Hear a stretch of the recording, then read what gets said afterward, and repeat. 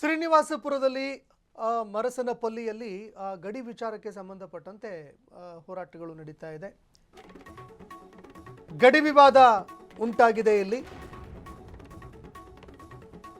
ಕರ್ನಾಟಕ ಗಡಿ ಪ್ರದೇಶದ ಒಳಗೆ 500 ಮೀಟರ್ ಒಳಗಡೆ ಬಂದಿದ್ದಾರೆ ಅನ್ನೋ ಆರೋಪ. ಕನ್ನಡ ಪರ ಸಂಘಟನೆಗಳು ನಾಡಧ್ವಜ ವಿಚಾರಕ್ಕೆ ಸಂಬಂಧಪಟ್ಟಂತೆ ಆಕ್ರೋಶ ವ್ಯಕ್ತಪಡಿಸ್ತಾ ಇದ್ದಾವೆ. ಅಕ್ರಮವಾಗಿ ಯಾರು ಗಡಿಕಲ್ಲನ್ನ ಅಲ್ಲಿ ಹಾಕಿದ್ದಾರೆ ಅವರ ವಿರುದ್ಧ ಕ್ರಮ ಆಗಬೇಕು ಅಂತ ಕನ್ನಡ ಪರ ಸಂಘಟನೆಯವರು ಹೋರಾಟಕ್ಕೆ ಮುಂದಾಗ್ತಾ ಇದ್ದಾರೆ.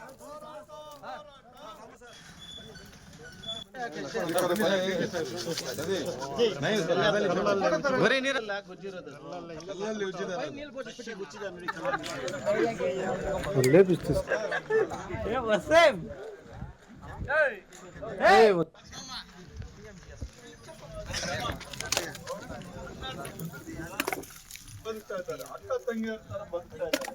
ಇಂಥ ಸಂದರ್ಭದಲ್ಲಿ ಈ ಕೆಲಸಗಳನ್ನು ಇರಪ್ಪ ಇಲಾಖೆ ಅಧಿಕಾರಿಗಳಿಗೂ ಗೊತ್ತಾಗಬೇಕು. ಈ ಕೆಲಸಕ್ಕೆ ಕುಮ್ಮಕ್ಕು ನೀಡ್ತಾ ಇರ್ತಕ್ಕಂಥ ನಮಸ್ಕಾರ. ನನ್ನ ಹೆಸರು ಶಿವರಾಮ್ ಅಂತ, ಮರಸನಪಲ್ಲಿ ಗ್ರಾಮಸ್ಥರು. ಈ ಒಂದು ಆಂಧ್ರ ಗಡಿ ಅಂತೇಳಿ ಏನೊಂದು ಮೈಲಿಗಲ್ಲನ್ನ ನಾಟಿದ್ರು, ಮೊದಲಿಗೆ ನಾವು ನಮ್ಮ ಗ್ರಾಮಸ್ಥರು ನೋಡಿದಾಗ ನಮಗೆ ಬಹಳ ಗಾಬರಿ ಅನಿಸ್ತು, ಅನುಮಾನ ಹುಡ್ತು ನಮಗೆ.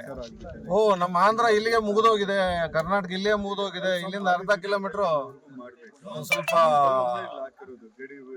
ಇವತ್ತು ನಮ್ಮ ಕೋಲಾರ ಜಿಲ್ಲೆ ಶ್ರೀನಿವಾಸಪುರ ತಾಲೂಕು ಗಡಿ ಭಾಗ ಅಂದ್ರೆ ಸರಹದ್ದು ಅಂತೀವಿ ನಾವು. ಈ ಒಂದು ಭಾಗದಲ್ಲಿ ಕರ್ನಾಟಕ ಮತ್ತು ಗಡಿ ಆಂಧ್ರ ಸಂಬಂಧಪಟ್ಟ ಹಾಗೆ ಒಂದು ಕಲ್ಲಂತೂ ನಾಟಿ ಮಾಡಿದ್ದಾರೆ. ಆ ಒಂದು ಕಲ್ಲನ್ನ ರಸ್ತೆ ಅಗಲೀಕರಣ ಮಾಡ್ಲಿಕ್ಕೆ ಸಂದರ್ಭದಲ್ಲಿ ಆ ರಸ್ತೆ ಗುತ್ತಿಗೆದಾರರಾಗಿರ್ಬೋದು ಅಥವಾ ಏನು ಗುತ್ತಿಗೆ ಮಾಡ್ಲಿಕ್ಕೆ ಅವಕಾಶ ಕೊಟ್ಟದ ಏನು ನಮ್ಮ